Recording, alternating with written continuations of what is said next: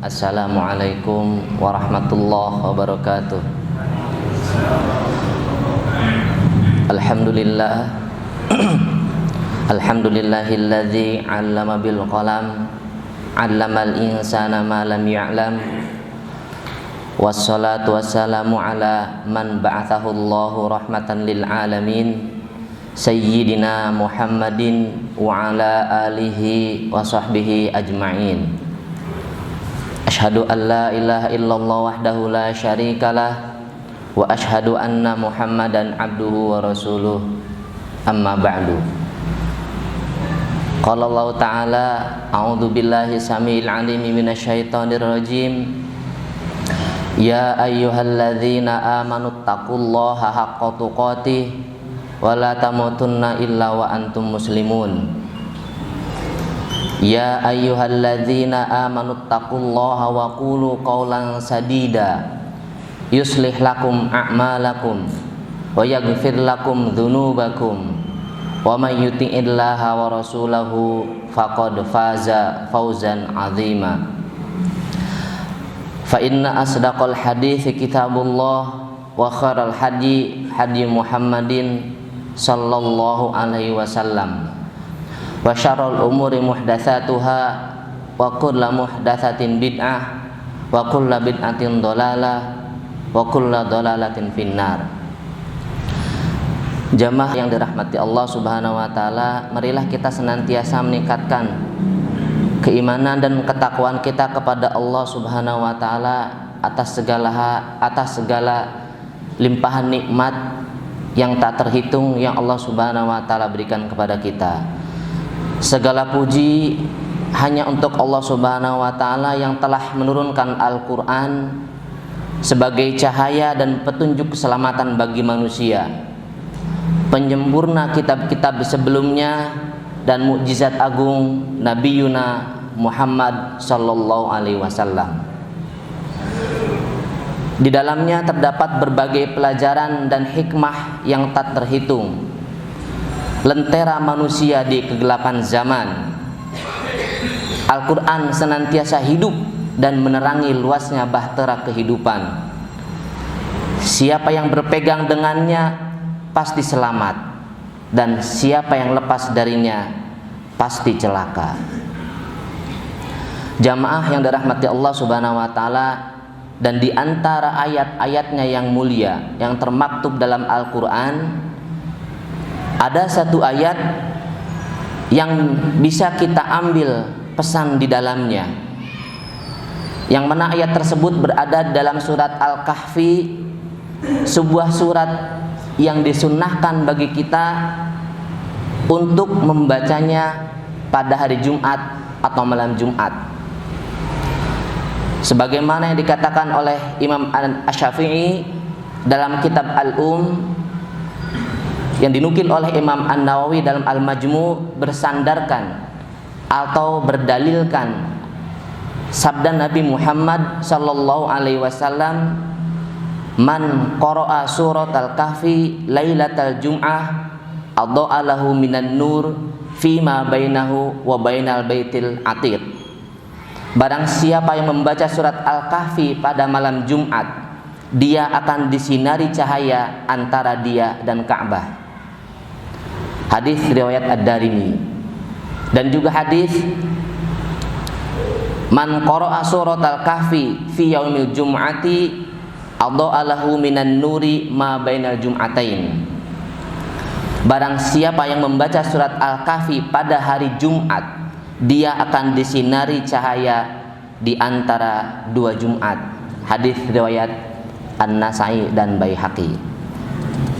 Jamaah yang dirahmati Allah Subhanahu wa taala, di dalam surat Al-Kahfi ini, tepatnya ayat ke-50, Allah Subhanahu wa taala berfirman, A'udzu billahi minasyaitonir rajim, wa idz qulna lil malaikati isjudu li Adam fasajadu illa iblis kana minal jinni fafasaqa an amri rabbih afatattakhidunahu wa dzurriyyatahu awliya'a min duni wa hum lakum adu bi'sa lidz-zalimina badala. Dan ingatlah ketika kami berfirman kepada para malaikat, sujudlah kamu kepada Adam. Maka sujudlah mereka kecuali iblis. Dia adalah dari golongan jin. Maka ia mendurhakai perintah Tuhannya. Patutkah kamu mengambil dia dan turunan-turunannya sebagai pemimpin selain daripadaku, sedang mereka adalah musuhmu? Amat buruklah iblis itu sebagai pengganti dari Allah bagi orang-orang yang zalim. Dalam ayat ini Allah Subhanahu wa taala memberikan kepada kita dua pesan penting sebagai pegangan dalam menjalani kehidupan ini. Yang pertama, Allah Subhanahu wa taala memberikan pesan bahwa kita manusia adalah makhluk yang termulia, makhluk yang Allah Subhanahu wa taala berikan kemuliaan dibandingkan dengan makhluk-makhluk lainnya, baik itu malaikat, jin, hewan, tumbuh-tumbuhan, langit, bumi, planet, ataupun makhluk yang lainnya. Terlebih lagi ketika makhluk tersebut atau manusia ini adalah menjadi seorang yang muslim, yang mukmin, yang taat kepada Allah Subhanahu wa taala. Maka sungguh Allah Subhanahu wa taala memberikan kemuliaan di atas kemuliaan kepada mereka ini. Bahkan malaikat pun tidak lebih mulia daripada hamba yang mukmin ini. Sebagaimana firman Allah Subhanahu wa taala dalam Quran surat Al-Isra ayat 70, Allah Subhanahu wa taala berfirman, "Walaqad karramna bani Adam wa hamalnahum fil barri wal bahr wa razaqnahum minat thayyibat wa faddalnahum ala katsirin mimman khalaqna tafdila." Dan sesungguhnya telah kami muliakan anak-anak Adam. Kami angkut mereka di daratan dan di lautan. Kami beri mereka rizki dari yang baik-baik, dan kami lebihkan mereka dengan kelebihan yang sempurna atas kebanyakan makhluk yang telah kami ciptakan. Syekh As-Sa'di rahimahullah dalam tafsirnya mengatakan bahwa Allah Subhanahu wa taala dengan ini telah memuliakan Bani Adam, yaitu Nabi Adam dan keturunannya, bijami'in wujuhil ikram, dengan kemuliaan dari berbagai sisi. Fakarramahum bil ilmi. Yang pertama, Allah Subhanahu wa taala memuliakan manusia ini dengan ilmu. Sebagaimana firman Allah Subhanahu wa taala dalam Quran surat Al-Baqarah ayat 31, wa 'allama Adamal asma'a kullaha. Dan dia telah mengajarkan kepada Adam nama-nama benda-benda seluruhnya. Para mufassir mengatakan bahwa maksud nama-nama dalam ayat ini adalah nama-nama sesuatu, dan apapun yang bernama dengan nama itu, maka Allah mengajarkan kepadanya nama dan yang dinamakan, yakni kata-kata dan makna-maknanya, hingga kata-kata yang dikecilkan atau yang dibesarkan. Kemudian dalam tafsir Aisyah Tafasir disebutkan juga bahwa maksudnya adalah Allah Subhanahu wa taala mengajarkan kepada Adam dan keturunannya seluruh jenis nama-nama benda yang ada seperti air, tetumbuhan, hewan-hewan, dan manusia. Ini berarti bahwa manusia adalah makhluk yang lebih berilmu dibandingkan dengan yang lainnya. Karena itu tidak heran semakin hari semakin jauh manusia terus menggali potensi ilmu, sedangkan makhluk selain manusia tetap pada posisinya. Allah lebihkan kepada manusia ilmu dengan mengajarkannya, tinggal bagaimana manusia mau menggali potensi itu. Siapa yang mau menggalinya, maka Allah akan belikan, Allah akan tambahkan ilmu tersebut. Kemudian yang kedua, fakarramahum bil aql. Allah muliakan manusia dengan akal pikiran.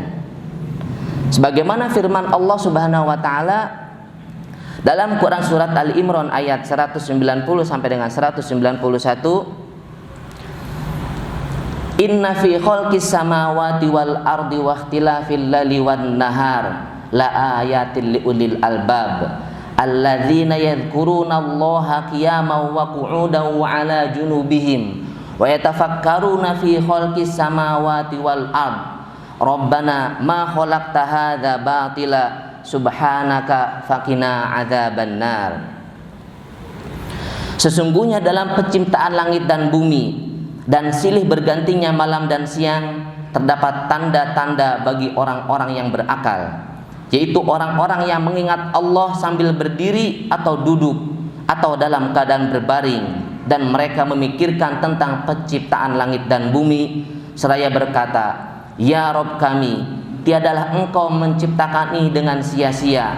Maha suci Engkau, maka peliharalah kami dari siksa neraka.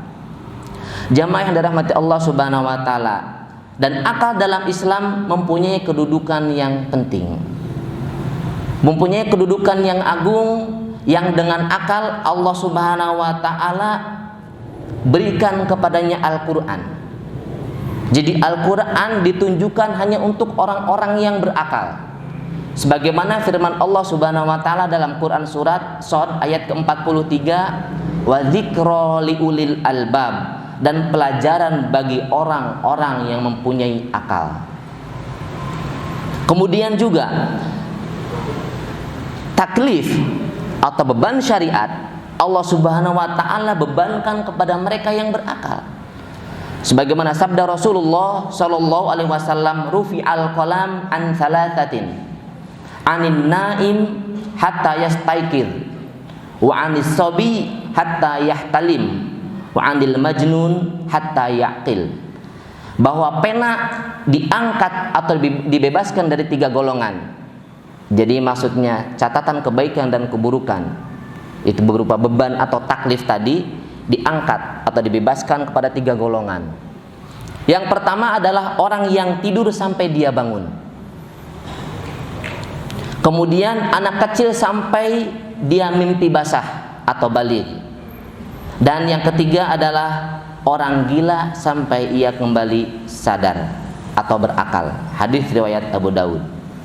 Dan Allah Subhanahu wa taala pun mencela para penduduk neraka yang mereka ketika di dunia tidak menggunakan akalnya untuk berpikir tentang perintah, tentang syariat, tentang aturan, tentang agama Allah Subhanahu wa taala. Sebagaimana firman-Nya, wa qalu law kunna nasma'u aw naqilu ma kunna fi ashabis sa'ir. Dan mereka berkata, sekiranya kami mendengarkan atau memikirkan peringatan itu, niscaya tidaklah kami termasuk penghuni-penghuni neraka yang menyala-nyala. Quran surat Mulk ayat 10.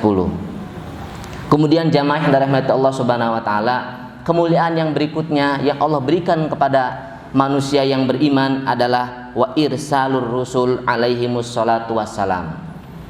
Setelah diberikan ilmu dan diajarkan, lalu diberikan akal, Allah Subhanahu wa taala utus kepada tiap umat seorang rasul untuk melengkapi hujah. Ya. Allah Subhanahu wa taala berfirman, "Walaqad ba'atsna fi kulli ummatir rasul an ibudullaha wajtanibut taghut." Dan sungguh kami telah mengutus rasul pada tiap-tiap umat untuk menyerukan sembahlah Allah saja dan jauhilah taghut itu. Quran surat An-Nahl ayat 36. Tujuannya adalah untuk menyeru, untuk mengajak, untuk membimbing dan mengayomi manusia agar mereka berjalan pada jalan yang benar, agar mereka berada pada jalan tabiatnya, yaitu jalan Shiratal Mustaqim, jalan kebenaran, jalan yang telah Allah Subhanahu wa taala tetapkan bagi manusia untuk menjalaninya, untuk mengarunginya, untuk menapaki dan mengikutinya. Kemudian kemuliaan berikutnya adalah wa inzalul kutub. Wa inzalil kutub, dan Allah Subhanahu wa taala menurunkan kitab-kitab. Bukan hanya satu kitab, tapi kitab-kitab. Sebagaimana firman-Nya dalam Quran surat Al-Imran ayat 3, nazzala 'alaikal kitaba bil haqq musaddiqan lima bayyana yadayhi wa anzalat taurata wal injil. Dia menurunkan Alkitab, yaitu Al-Quran kepadamu dengan sebenarnya, membenarkan kitab yang telah diturunkan sebelumnya, dan menurunkan Taurat dan Injil. Kemudian Allah Subhanahu wa Ta'ala juga membekali Nabi itu dengan Alkitab. Diajarkan kepada manusia agar mereka bisa tambah ilmunya. Kemudian setelah itu agar mereka bisa mengakalinya, memikirkannya, mentadaburinya, memahaminya, lalu melaksanakannya. Sempurnalah hujah Allah Subhanahu wa Ta'ala di hadapan manusia. Tidak ada alasan lagi untuk kafir, untuk musyrik, untuk maksiat, untuk dosa. Semuanya sudah jelas. Dan semua itu Allah Subhanahu wa Ta'ala berikan kepada manusia sebagai makhluk yang mulia. Allah fasilitasi dengan berbagai fasilitas yang ada. Kemudian Allah Subhanahu wa Ta'ala juga memilih di antara mereka al-auliya wal asfiya. Allah pilih para walinya. Untuk apa? Menolong agama Allah Subhanahu wa Ta'ala. Sebagaimana firman Allah Subhanahu wa Ta'ala dalam Quran surat Al-Imran ayat 52, falamma ahassa Isa minhumul kufra qala man ansari ilallah qala al-hawariyuna nahnu ansarullah amanna billah washhad bi anna muslimun. Maka tatkala Isa mengetahui keingkaran mereka, yaitu Bani Israel, berkatalah dia, siapakah yang akan menjadi penolong-penolongku untuk menegakkan agama Allah? Para hawariyin, yaitu sahabat-sahabat setia menjawab, kamilah penolong-penolong agama Allah. Kami beriman kepada Allah dan saksikanlah bahwa sesungguhnya kami adalah orang-orang yang berserah diri. Juga hujah. Bukan malaikat, bukan jin, bukan para nabi dan rasul, tapi manusia seperti kalian pun ada yang beriman kepada Allah Subhanahu wa Ta'ala. Agar lagi tidak ada alasan saya hanya manusia biasa, saya hanya rakyat biasa, saya hanya orang yang tidak punya, saya hanya dengan berbagai alasan yang semisal. Ada dari kalangan manusia biasa, ya, para aulia, para asfiya yang disebut hawari. Siapa hawari itu? Yang mereka orang yang menjadi penolong agama Allah Subhanahu wa Ta'ala. Maka jadilah menjadi orang-orang penolong agama Allah Subhanahu wa Ta'ala. Dengan apa? Ya, dengan benar-benar mengikuti perintah Allah dan Rasulnya Shallallahu alaihi wasallam. Kemudian Allah muliakan juga dengan berbagai kenikmatan adz-dzahirah wal batinah. Setelah fasilitas yang tadi, hujah yang tadi, yang terakhir adalah kenikmatan zahir dan batin.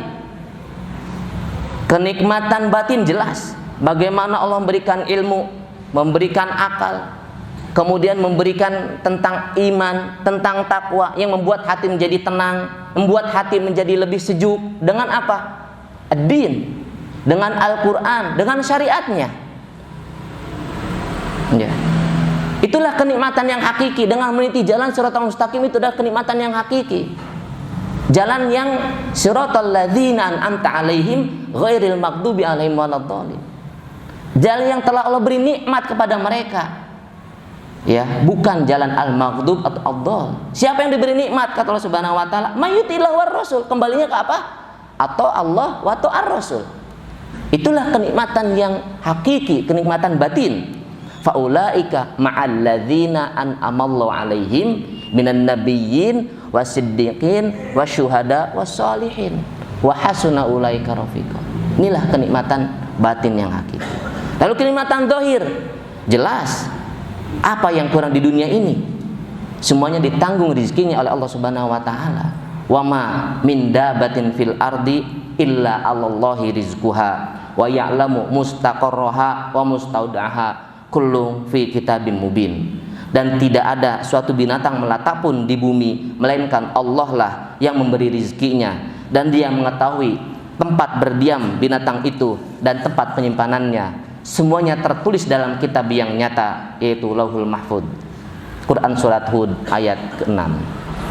Kemudian jamaah yang dirahmati Allah Subhanahu wa taala, pesan yang kedua dari surat Al-Kahfi ayat ke-50 adalah bahwa Allah memberikan pesan sekaligus peringatan yang keras kepada kita bahwa annasyaiton huwa adu, bahwa setan adalah musuh nyata bagi kalian.